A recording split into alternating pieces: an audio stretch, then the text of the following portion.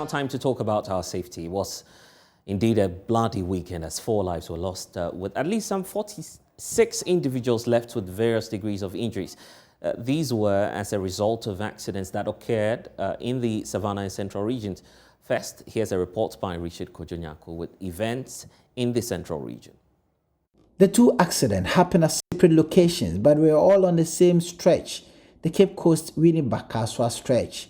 The first accident happened at dawn, 12 a.m., while the second happened few minutes after 6 a.m. on Sunday. Winneba Fire Service Commander DO3 Kwesi Hughes narrate what happened. Eyewitness said, "Na sprinter no na di enimu, na Kia Rhino no di echire. Na daf no di ofi Accra." Eyewitnesses have told us that the Sprinter bus was leading while the Kia Rhino followed. The DAF was heading to Cape Coast from Accra, and the two were from Cape Coast. All of a sudden, the Kia Rhino attempted overtaking, but first it hit the car in front of it. 8 people were trapped, 2 females and 6 males. We managed to get them out of the car. And I trap it. Mammy no memensia. Nti omo efre apam ambulance. Ebe kan Winneba ambulance one ye do omo nyina call trauma and specialist hospital. This eyewitness told us about the second accident. He explained the driver bested tire and somersaulted several times. And one of the sprinter was coming ahead. Then it was a flat tire. And the tire got burst. So when I heard the sound, I know that no, there's something going to happen. So immediately the tire just got burst. The driver stepped on the brake. Then the car just turned outside rear. So, but God's being good, but they were just injured, serious injuries. So they just took them to trauma hospital. The fire service commander DO3 Kwesi Hughes said the car had exceeded its passenger capacity and was fully loaded with foodstuffs as well. He said instead of the vehicle's capacity of 21 passengers, it had 38 passengers on board. But we load nipa 38 into the difference, you know, instead of 21.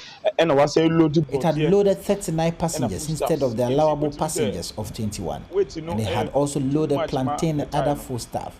So it had loaded beyond its capacity. But luckily, no one died. A total of 46 passengers were injured, but 20 of them are said to be in critical condition.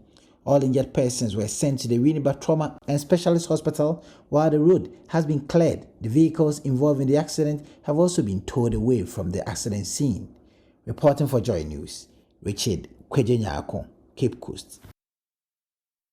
Well, so we'll bring you some updates on what's happening up north, but the National Road Safety Commission, its authorities obviously alarmed about what's happening. Kwame Kodia-Etiahene is the head of regulations, inspection and compliance at the National Road Safety Authority. Joins us now on the telephone. Thank you, sir, for your time.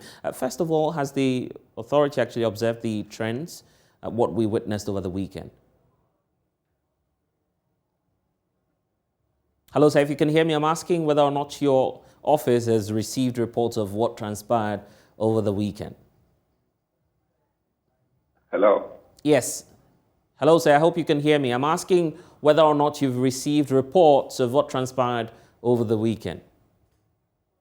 Yes, good afternoon. We've received some reports and also followed some of the reports in the media on some of the incidents that occurred over the weekend. I think that was one that the Kasoa Takwa district particularly came to our attention. I'm sure that this must obviously be of concern to you as an authority, because we know that, for instance, during the festivities, you've put in place some measures to target hotspots. But for now, have you been able to establish what happened over the weekend and what measures are you taking to contain that? Yeah, I think the common issues, when you look at the trend, it may appear not to be an isolated case because most of these incidents occur in and around Friday, Saturday, Sunday, because others stick to high speed driving, tired some cases under the influence of alcohol, and also because over the weekend and in some of those areas, you do not appear to find as much police visibility as one would expect. And all of these factors work together to create the sort of conditions or situations that we have. The authority is particularly concerned because if you look at the data for January up to the close of March, I mean, there's been some relative improvement in all the indicators.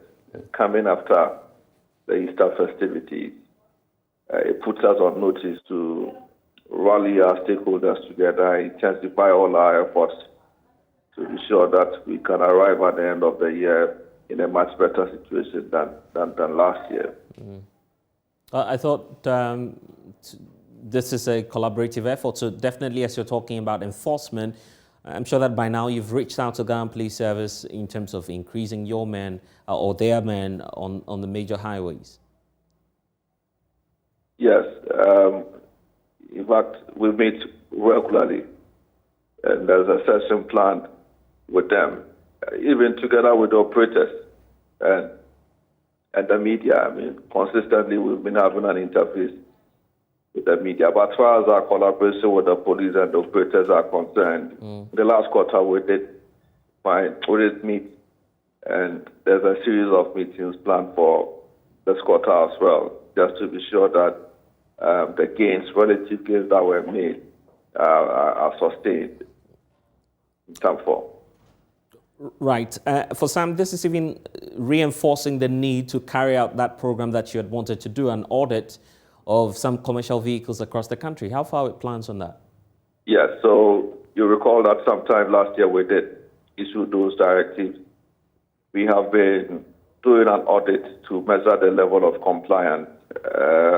As part of the strategy, we will be coming back to the public to give out, to share a report essentially, as a means of putting these authorities or these operators on notice.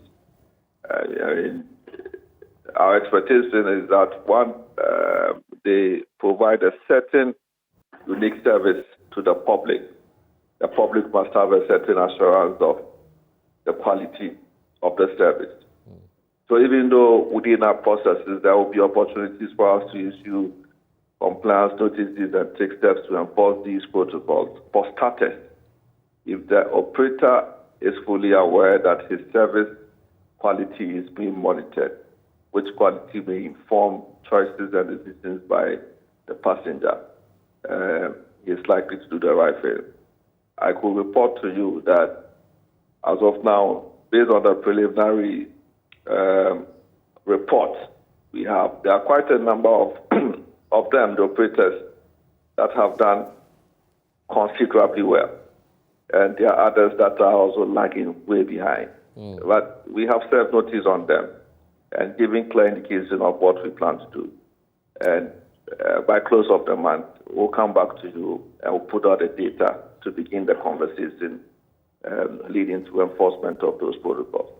We'll definitely be following such developments. But for now, we'll have to leave it here. Thank you, Mr. Tiani.